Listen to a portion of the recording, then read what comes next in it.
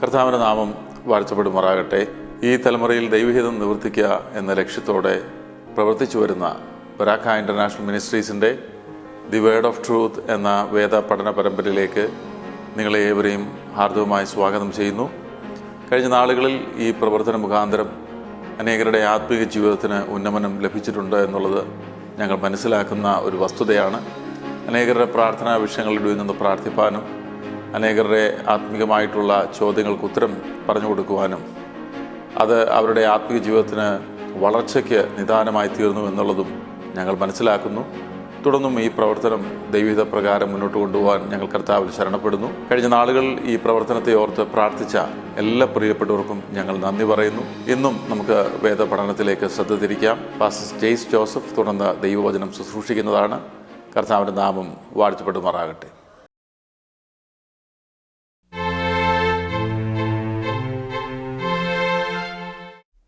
ബരാക്ക International മിനിസ്ട്രീസിൻ്റെ word of truth പ്രോഗ്രാമിലേക്ക് നിങ്ങളെല്ലാവരും ഒരിക്കൽ കൂടി സ്വാഗതം ചെയ്യുന്നു. കർത്താവായ യേശുക്രിസ്തുവിൻ്റെ നാമത്തിലുള്ള സ്നേഹവന്ദനത്തെ അറിയിക്കുന്നു. നമ്മൾ കഴിഞ്ഞ ദിവസങ്ങളിലെല്ലാം രക്ഷയുടെ ദൈവശാസ്ത്രം ആണ് വിശദീകരിച്ചുകൊണ്ടിരുന്നത്. അതിൽ നമ്മൾ കഴിഞ്ഞ ദിവസം കണ്ടത് കൺവേർഷൻ അല്ലെങ്കിൽ മാറ്റം ഒരു മനുഷ്യന് എങ്ങനെയാണ് ഉണ്ടാകുന്നത്, എന്ത് മാറ്റമാണ് നമ്മുടെ പ്രാകൃത സ്വഭാവത്തിൽ നിന്നും ക്രിസ്തുവിൻ്റെ ദിവ്യ സ്വഭാവത്തിലേക്കുള്ള പരിവർത്തനം. അത് നടക്കുന്നതിന് വേണ്ടി ദൈവം നമ്മളിൽ തരുന്ന ഫെയ്ത്ത്, ആ ഫെയ്ത്ത് നമ്മളിൽ ഉളവാക്കുന്ന മാനസാന്തരം, ഇത് രണ്ടും എങ്ങനെയാണ് ജീവിതകാലം മുഴുവനും നമ്മളെ പിന്തുടരുന്നത് എന്നുള്ളതാണ് നമ്മൾ പ്രധാനമായിട്ടും ഇന്നലെ കണ്ടത്. ഇന്ന് നമ്മൾ അടുത്ത ടോപ്പിക്കിലേക്ക് പോവുകയാണ്. അപ്പോൾ നമ്മൾ രക്ഷയുടെ ആ ഓർഡർ നമ്മൾ ദൈവം തിരഞ്ഞെടുക്കുകയും വിളിക്കുകയും നമ്മെ രൂപാന്തരപ്പെടുത്തുകയും ഓരോ ദിവസവും ഈ രൂപാന്തരത്തിലൂടെ കടത്തിവിടുകയും ചെയ്യുന്നു. അതോടൊപ്പം നമ്മൾ മനസ്സിലാക്കേണ്ട ഒരു കാര്യമാണ്, എപ്പോഴാണോ നമ്മളിൽ മാനസാന്തരം, ആ ഫെയ്ത്ത് ഉണ്ടാകുന്നത്, ആ സമയത്ത് ദൈവം നമ്മെ നീതിമാൻ അല്ലെങ്കിൽ നീതിമതി എന്ന് പ്രഖ്യാപിക്കുന്നു. അതായത് അതെങ്ങനെയാണ്? ജസ്റ്റിഫിക്കേഷൻ എന്നാണ് ഇതിന് പറയുന്നത്, നീതീകരണം.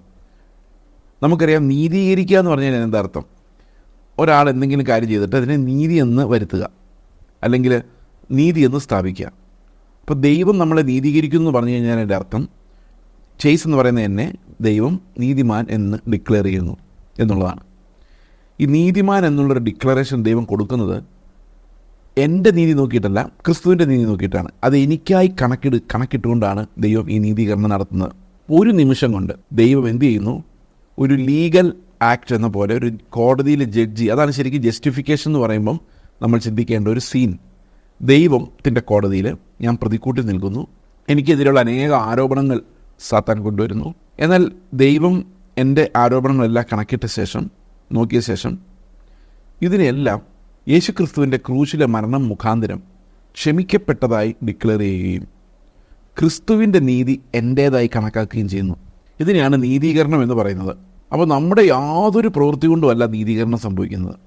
അബ്രഹാമിനെ ദൈവം നീതിമാൻ എന്ന് വിളിച്ചത് ഉൽപ്പത്തി പുസ്തകം 15-ാം അധ്യായത്തിൻ്റെ 5-6 വാക്യങ്ങളിൽ നമുക്ക് കാണാം. അവനിൽ വിശ്വസിച്ചു, അത് അവന് നീതിയായി കണക്കിട്ടു എന്ന് 15-6 പറയുന്നു. അപ്പോൾ നീതീകരണത്തിനകത്ത് 2 കാര്യങ്ങളുണ്ട്. ഒന്ന്, നമ്മുടെ പാപങ്ങൾ കണക്ക് കൂട്ടപ്പെടുന്നില്ല, അത് ക്ഷമിക്കപ്പെടുന്നു. അതുപോലെ ദൈവത്തിൻ്റെ സന്നിധിയിൽ ക്രിസ്തുവിൻ്റെ നീതിയുള്ളവനായി എന്നെ നീതീകരിക്കുന്നു. നമ്മൾ ഗലാത്യ ലേഖനം 2-ാം അധ്യായത്തിൻ്റെ 16-ാം വാക്യം നമ്മൾ വായിക്കുമ്പോൾ ആ ഒരു ചുരുക്കമായിട്ട് നമുക്ക് അത് മനസ്സിലാക്കാൻ സാധിക്കും. ഗലാത്യ ലേഖനം 2:16 ഇങ്ങനെ പറയുന്നു: എന്നാൽ യേശു ക്രിസ്തുവിലുള്ള വിശ്വാസത്താലല്ലാതെ ന്യായപ്രമാണത്തിൻ്റെ പ്രവൃത്തികളാൽ മനുഷ്യൻ നീതീകരിക്കപ്പെടുന്നില്ല എന്നറിഞ്ഞിരിക്കൊണ്ട് നാമും ന്യായപ്രമാണത്തിൻ്റെ പ്രവൃത്തികളാലല്ല, ക്രിസ്തുവിലുള്ള വിശ്വാസത്താൽ തന്നെ നീതീകരിക്കപ്പെടേണ്ടതിന് ക്രിസ്തു യേശുവിൽ വിശ്വസിച്ചു. ന്യായപ്രമാണത്തിൻ്റെ പ്രവൃത്തികളാൽ ഒരു ജഡവും നീതീകരിക്കപ്പെടുകയില്ലല്ലോ. അപ്പോൾ പ്രവൃത്തികളാലല്ല, ദൈവം നമ്മളെ സൗജന്യമായി നീതിമാൻ എന്ന് പ്രഖ്യാപിക്കുന്നത് ക്രിസ്തുവിലുള്ള വിശ്വാസത്തെ ആധാരമാക്കിയാണ്.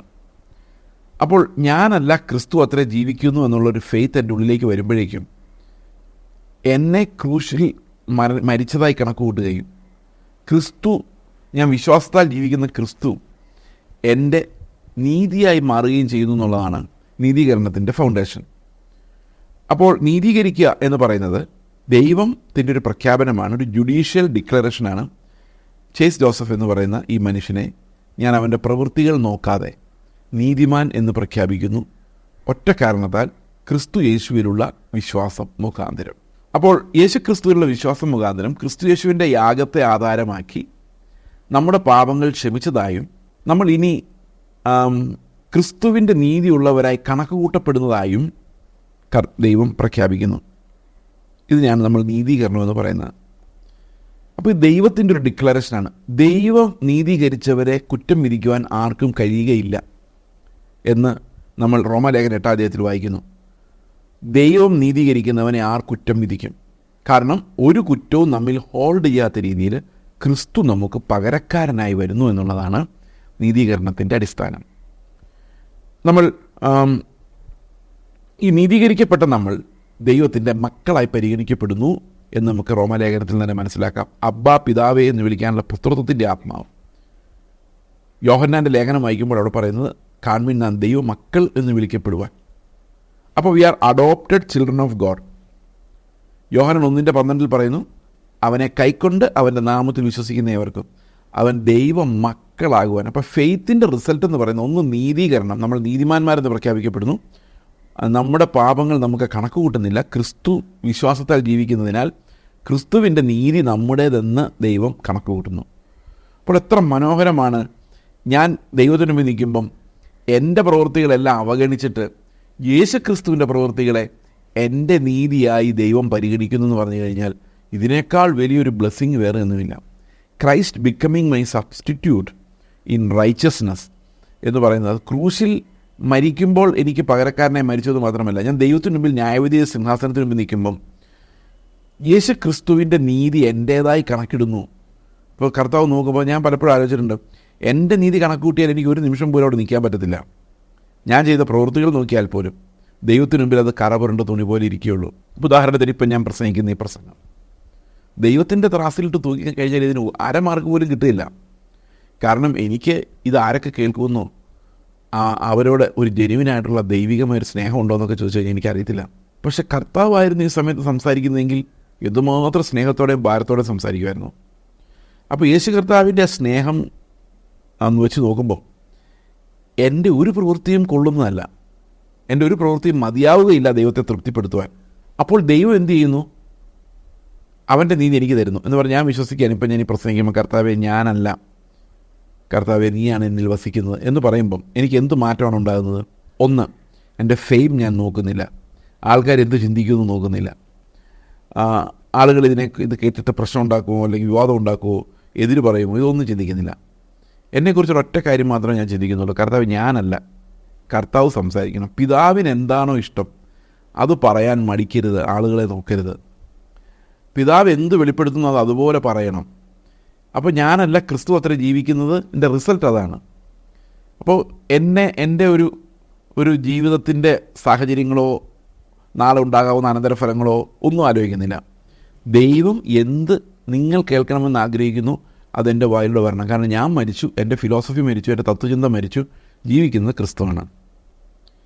അപ്പോൾ ശരിക്കും പറഞ്ഞു കഴിഞ്ഞാൽ ഞാൻ ഇതിൻ്റെ പ്രതിഫലം, എൻ്റെ പ്രവൃത്തിയുടെ പ്രതിഫലമല്ല എനിക്ക് ലഭിക്കുന്നത്. വിശ്വാസത്താൽ എനിക്ക് ലഭിക്കുന്നത് കർത്താവ് നിങ്ങളോട് പ്രസംഗിക്കുകയായിരുന്നെങ്കിൽ അവൻ്റെ മെറിറ്റ്, ക്രിസ്തുവിൻ്റെ മെറിറ്റ് എനിക്ക് കണക്കുകൂട്ടപ്പെടുകയാണ് വിശ്വാസത്താൽ. അപ്പോൾ യേശുക്രിസ്തുവിൻ്റെ നീതിയുള്ള ആളായിട്ടാണ് ഞാൻ നിങ്ങളോട് സംസാരിക്കുന്നത്. ഇനി നിങ്ങൾ പരസ്പരം സംസാരിക്കുന്നത്, കാരണം നിങ്ങൾ വീണ്ടും ജനിച്ചവരാണെങ്കിൽ, നീതീകരിക്കപ്പെട്ടവരാണെങ്കിൽ, ദൈവം നിങ്ങൾക്ക് ക്രിസ്തുവിൻ്റെ നീതി തന്നിട്ടുണ്ടെങ്കിൽ, ആ വിശ്വാസത്തിലാണ് നിങ്ങൾ ജീവിക്കുന്നതെങ്കിൽ നിങ്ങളുടെ അക്കൗണ്ടിൽ ക്രെഡിറ്റ് ആകുന്നത് നിങ്ങളുടെ നീതിയല്ല, ക്രിസ്തുവിൻ്റെ നീതിയാണ്. അവൻ്റെ നീതി നമുക്കായി കണക്കിട്ടു എന്നാണ്. അപ്പോൾ ഫെയ്ത്തിന് അങ്ങനൊരു കപ്പാസിറ്റി ഉണ്ട്. നമ്മുടെ പരിമിതികൾക്കപ്പുറത്ത് ക്രിസ്തുവിൻ്റെ സ്വന്തമാകുന്ന ഒരു അവസ്ഥയിലേക്ക് നമ്മൾ എത്തിക്കുവാൻ ദൈവത്തിലുള്ള ഈ വിശ്വാസത്തിന് സാധിക്കും.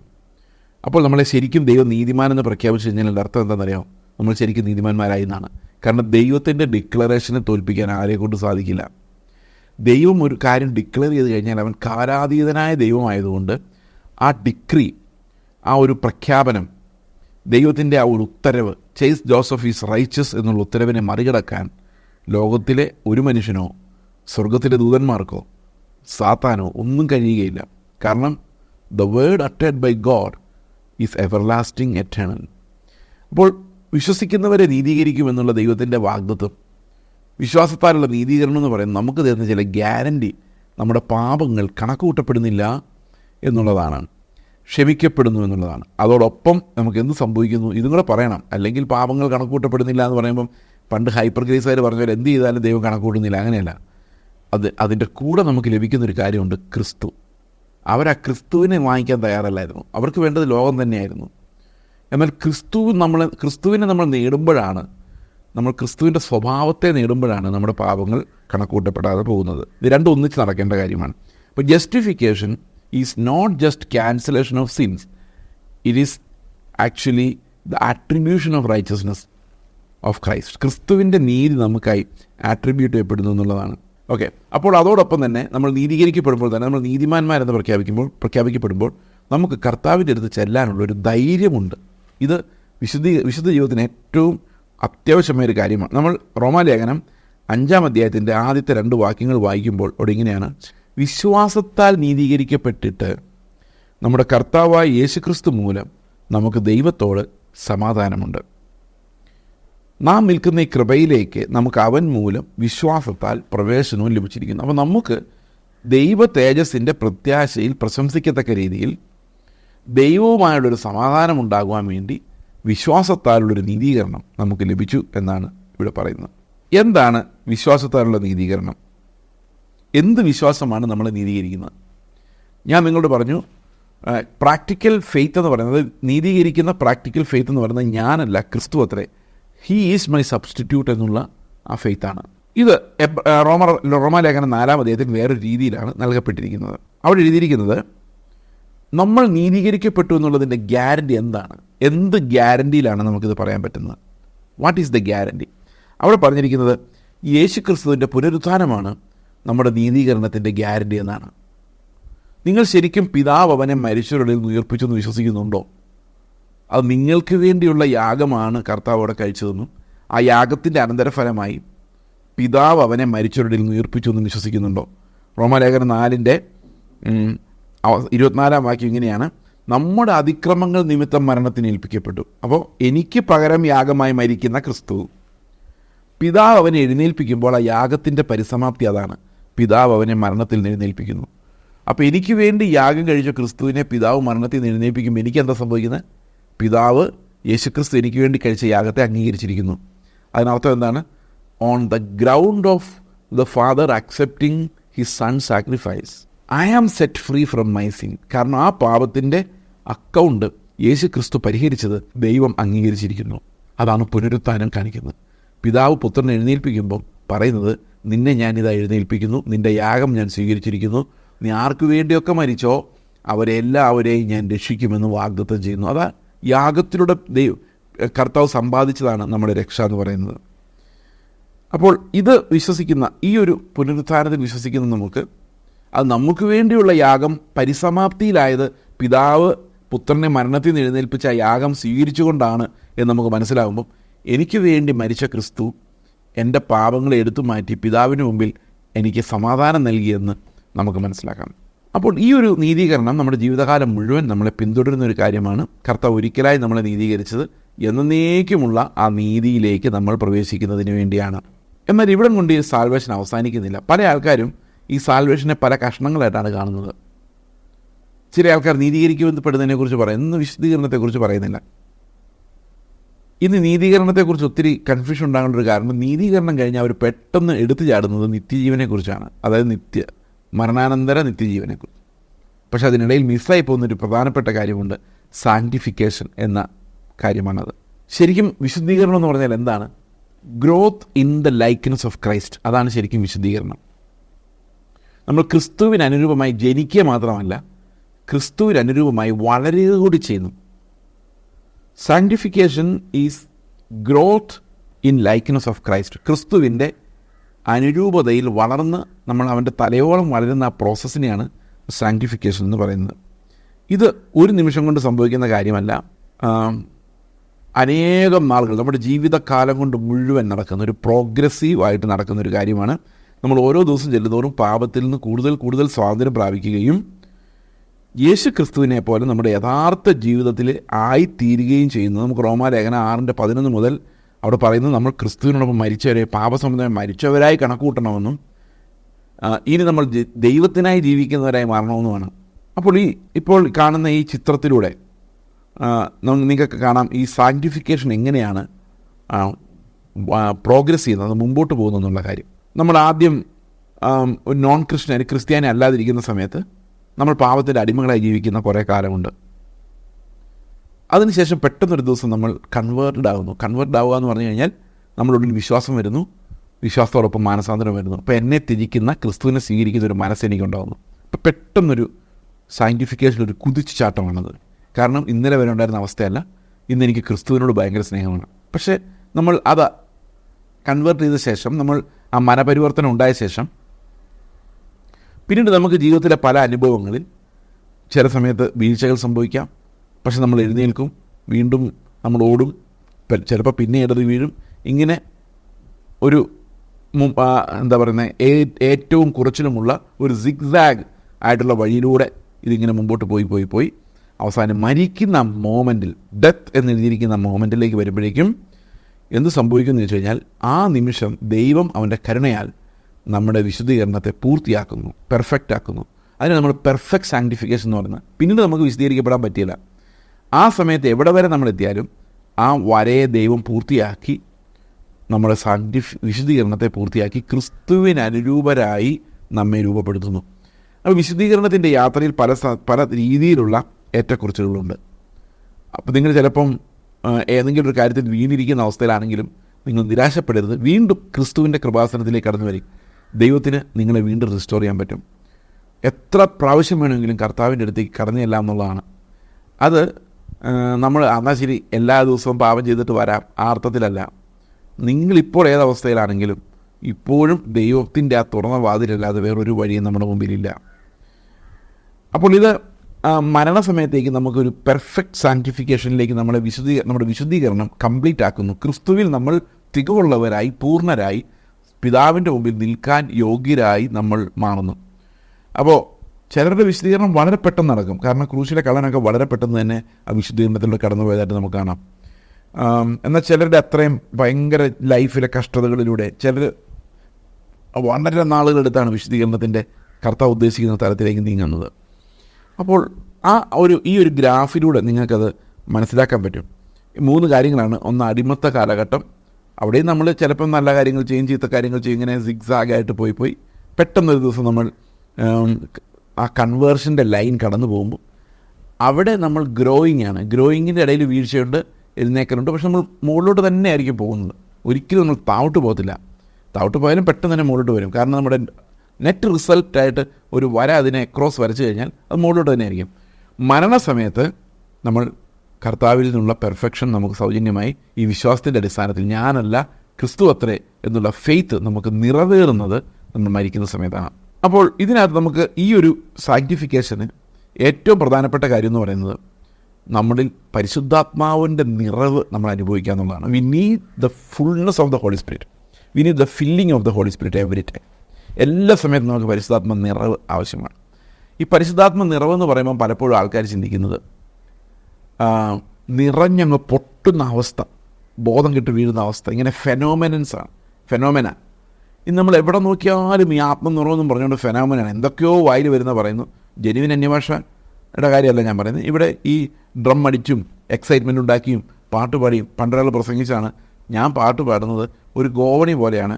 ഗോവണിക്കകത്ത് എന്തിനാണെന്ന് വെച്ച് കഴിഞ്ഞാൽ അന്യഭാഷ പറയാൻ വേണ്ടിയുള്ള ഒരു ഗോവണിയാണ് പാട്ടെന്ന്. എനിക്കത് ഒരർത്ഥത്തിലും മനസ്സിലാകുന്നില്ല. കാരണം ഞാൻ പാടുമ്പോൾ കർത്താവിനെ ഉദ്ദേശിച്ചും കർത്താവിനെ മഹത്വപ്പെടുത്താനും വേണ്ടിയാണ് പാടുന്നതെന്നാണ് ഞാൻ മനസ്സിലാക്കുന്നത്. അപ്പോൾ ഈ അന്യഭാഷ ആത്മാവ് തരേണ്ടതാണ്. ആത്മാവാണ് അന്യഭാഷ തരുന്നത്. പക്ഷേ ഇന്ന് ആത്മാവല്ല അന്യഭാഷ തരുന്നത്. ആരാ തരുന്നതെന്നറിയോ? പാട്ടുകാരും ഡ്രം അടിക്കുന്നവരും. ആ സാഹചര്യങ്ങൾ അതൊരുക്കി വന്ന് ആ തക്ക സമയത്ത് ആ റിതമിലേക്ക് കൊണ്ടുവന്ന് അങ്ങനെ സാഹചര്യങ്ങളിൽ നിന്നാണ് ഈ പല ആൾക്കാരും ഇന്ന് അന്യഭാഷ പറയുന്നത്. ആത്മാവ് ഉച്ചരിക്കാൻ കൊടുത്ത പോലെ പറയുകയല്ല, അവരുടെ എക്സ്റ്റസി, ഉന്മാദാവസ്ഥയിൽ അവർക്ക് തോന്നുന്ന ശബ്ദങ്ങൾ അല്ല അവർക്ക് വരുന്ന ശബ്ദങ്ങൾ പറയുകയാണ്. ഇതൊരു ജെന്യുവിൻ ആയിട്ടുള്ള ട്രാൻസ് എക്സ്പീരിയൻസ് അല്ല ഇന്ന് പലർക്കും ഉള്ളത്. അപ്പോൾ ആത്മനിറവെന്നൊരാൾ പറയുമ്പോഴേക്കും ഈ ഡ്രം എല്ലാം കൂടെ അടിച്ചൊരു വല്ലാത്തൊരു അറ്റ്മോസ്ഫിയർ ഉണ്ടാക്കി അവിടെ നമ്മൾ എന്തൊക്കെയോ അനുഭൂതികളാണ് ആത്മനിറവെന്ന് ചിന്തിക്കരുത്. That is not the feeling of the Holy Spirit. ഈ feeling of the Holy Spirit നമ്മൾ അനുഭവിക്കുമ്പം നമുക്ക് ഉണ്ടാകുന്ന ഏറ്റവും വലിയ കാര്യമെന്ന് പറയുന്നത് we will be more Christ like.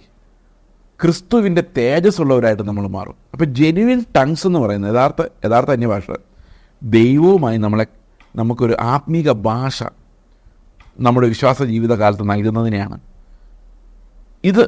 എന്നാൽ ആത്മനിറവെന്ന് പറയുന്നത് അതല്ല. ആത്മനിറവെന്ന് പറയുന്നത് നമ്മൾ ഏത് സാഹചര്യത്തിൽ നിൽക്കുമ്പോൾ, ഇപ്പോൾ ഉദാഹരണത്തിന് നിങ്ങൾ മീൻ കടയിൽ മീൻ വാങ്ങിക്കാൻ നിൽക്കുമ്പോൾ അയാൾ 50 രൂപ കൂടുതൽ എടുത്താൽ നിങ്ങൾക്ക് തരാതിരുന്നാൽ നിങ്ങളുടെ മനസ്സിലേക്ക് ഭയങ്കര വേദന, നിങ്ങൾ എന്ത് ചതിയാണ് ഈ കാണിക്കുന്നത് എന്ന രീതിയിലുള്ളൊരു തോട്ട് പ്രോസസ്സ് നമ്മുടെ ഉള്ളിൽ വരുന്നത്.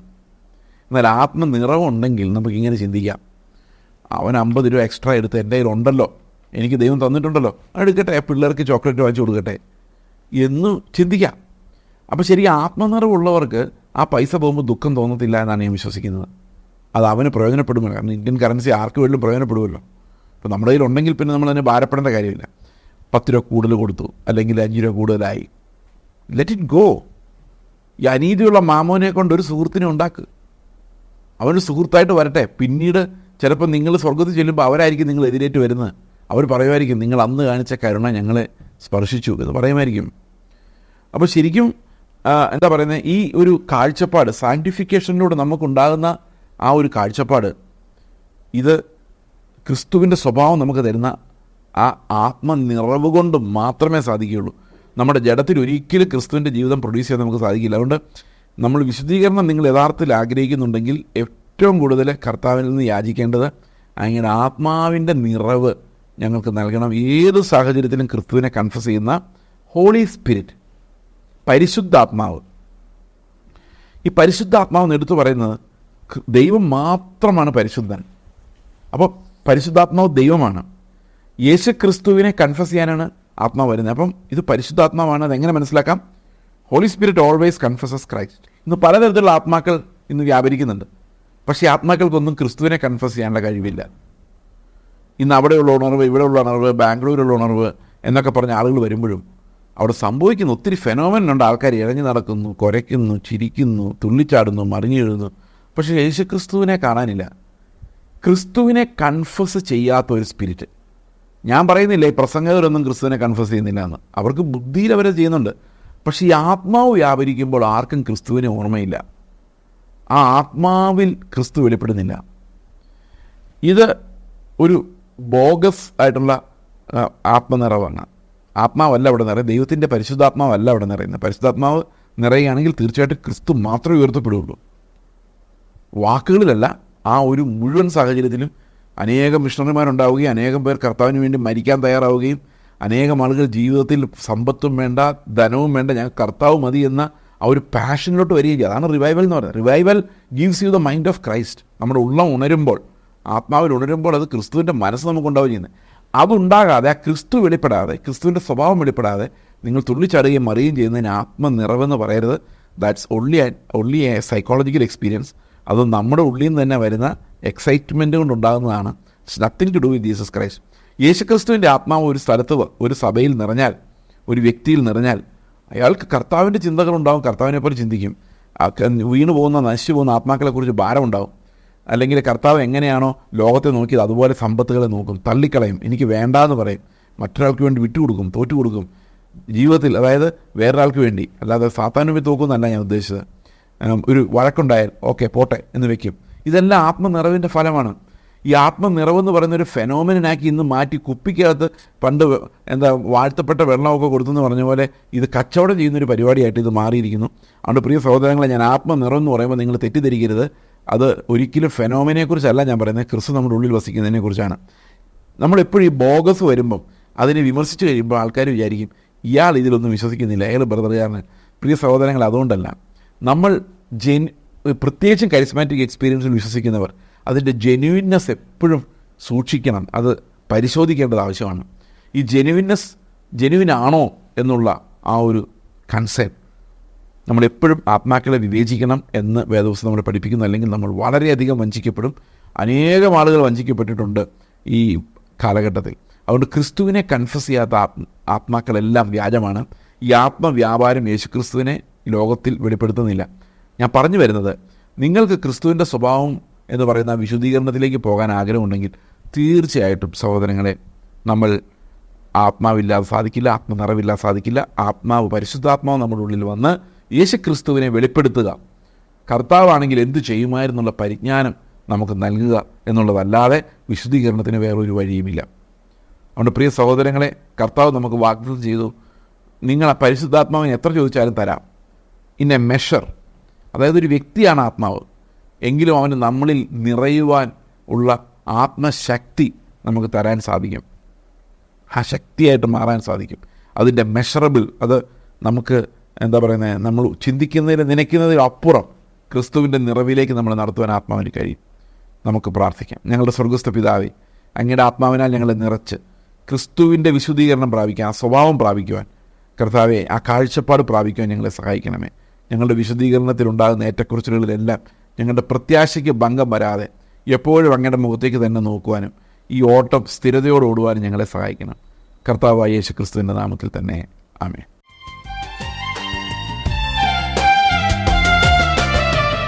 കാണുന്നതെല്ലാം താൽക്കാലികം, കാണാത്തതൊന്നുണ്ട് നിത്യമായത്. കാണുന്നതെല്ലാം താൽക്കാലികം, കാണാത്തതൊന്നുണ്ട് നിത്യമായത്. പ്രാപിപ്പാനായി ഞാൻ ഓടിടുന്നു, ശക്തി പകരണേ പൊന്നുനാഥ. പ്രാപിപ്പാനായി ഞാൻ ഓടിടുന്നു, ശക്തി പകരണേ പൊന്നുനാഥ. കാണുന്നതെല്ലാം താൽക്കാലികം, കാണാത്തതൊന്നുണ്ട് നിത്യമായത്.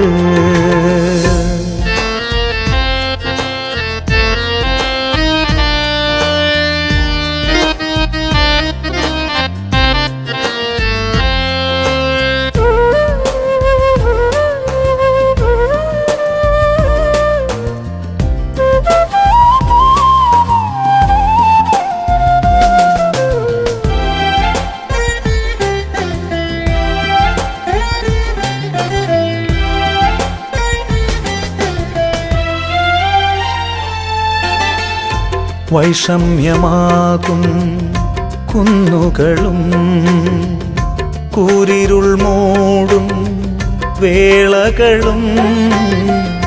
വൈഷമ്യമാകും കുന്നുകളും കൂരിരുൾ മൂടും വേളകളും. ഈശാനമൂലൻ പോലാഞ്ഞടിക്കുമ്പോൾ കൺമണി പോ